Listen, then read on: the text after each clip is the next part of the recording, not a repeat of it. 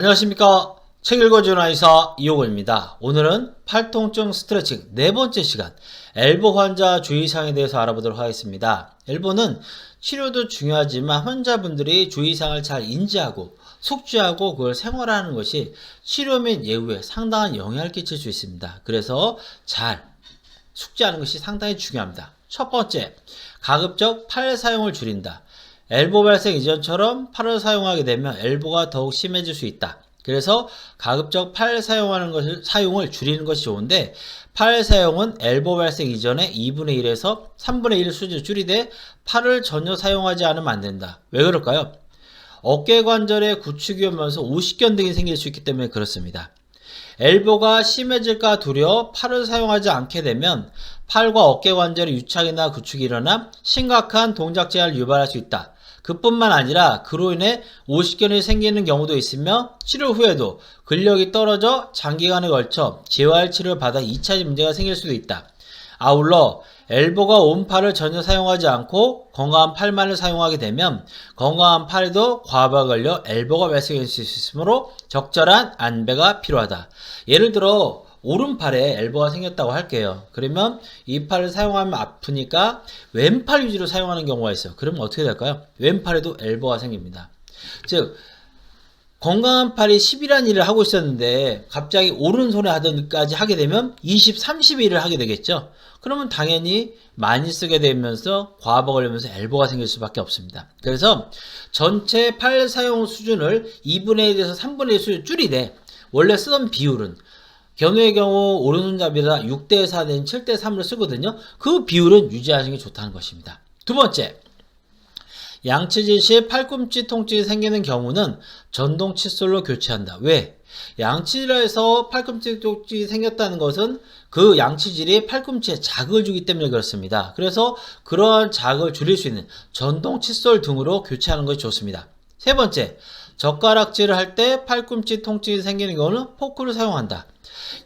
엘보가 심해지면 젓가락질 할 때도 통증이 심해지는 경우도 있거든요. 그럴 때는 포크를 사용해서 팔꿈치에 대한 자극이나 통증을 줄여주시는 것이 좋습니다. 네 번째, 엘보가 심해지면 커피잔을 떨어뜨리기도 하는데 이런 경우 스테인이나 플라스틱 잔을 사용한다. 가급적 머그잔처럼 무게가 나가는 것은 피하는 것이 좋다. 머그잔의 경우 되게 무겁잖아요. 그럼 또 팔꿈치에 대한 자극이 될 수도 있고 무겁다 보니까 떨어뜨릴 수도 있어서 가급적 무게가 나가는 컵은 피하는 것이 좋습니다. 다섯 번째, 운전 시 유턴 등의 급컵을 하는 경우 팔꿈치에 과도한 충격이 발생해 깜짝 놀라 핸들을 놓쳐 교통사고 등으로 이어진 경우가 있으므로 가급적 여유 있는 운전 습관을 들이는 것이 좋다.